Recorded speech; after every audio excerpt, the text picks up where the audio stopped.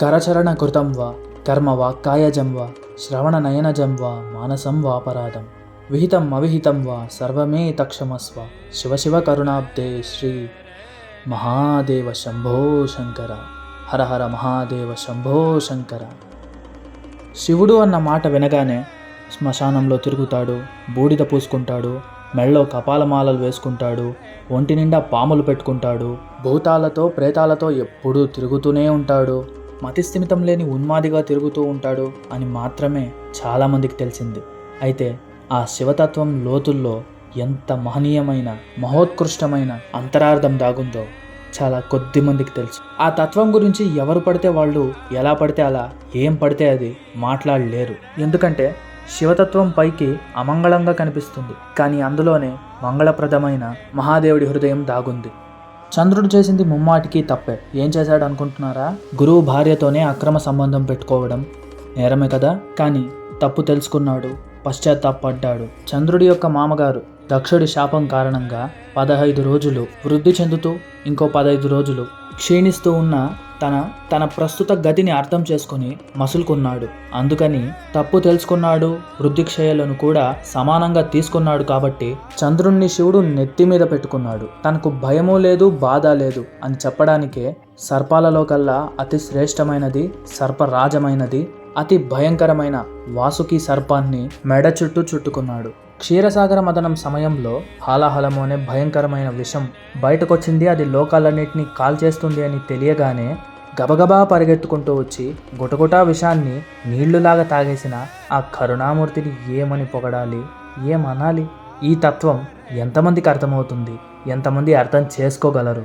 కల్పాంతం సమయంలో బ్రహ్మదేవుడు కూడా పడిపోయినప్పుడు అరెరే, మొట్టమొదట సృష్టిని స్థాపించిన వాడు ఇలా తాను కూడా కల్పాంతంలో పడిపోయాడే అని జాలితో బ్రహ్మదేవుడికి ఒక గుర్తింపు ఇవ్వాలి అని ఆయన పుర్రెను తన మెడలో వేసుకున్నాడు.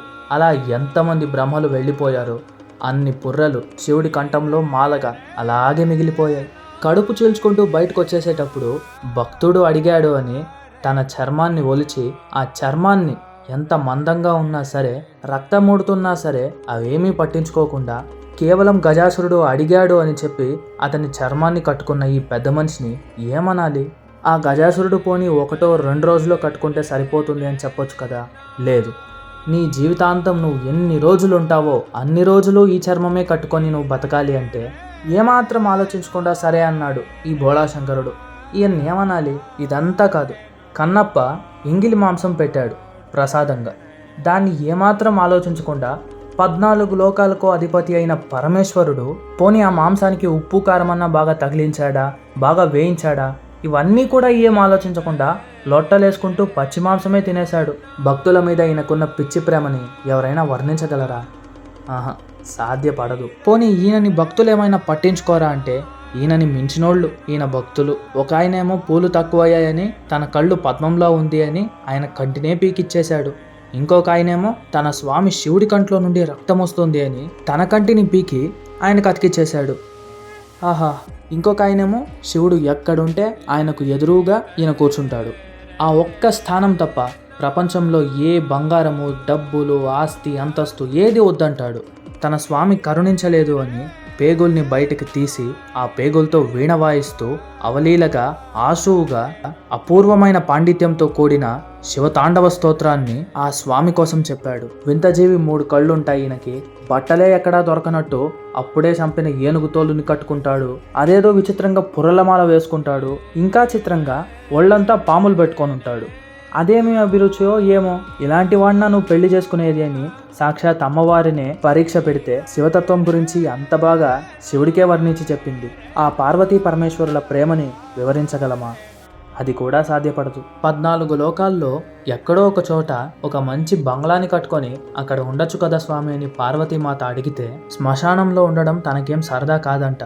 కానీ ఎందుకుంటాడంటే మనిషి చనిపోయినప్పుడు జీవుడు ఒంటరిగా పైకి లేస్తాడు. తన అనుకున్న బంధువులే ఎవ్వరూ తన వెంట రారు. జీవుడికి మానవ బంధాలేవి తోడు రావు. అలాంటి వాడికి నేనున్నాను అని హామీ ఇవ్వడానికే శ్మశానంలో తిరుగుతూ ఉంటాను పార్వతి అన్నాడంట.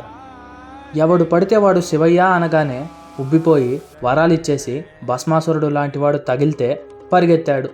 దీన్నేమనాలి? తాను వచ్చినప్పుడు అల్లుడైన శివుడు లేవలేదు అని మామైన దక్షుడు ఎన్ని మాటలన్నా అవన్నీ తిడుతూ ఉంటే వాటిని పొగడ్తగా తీసుకున్నాడు.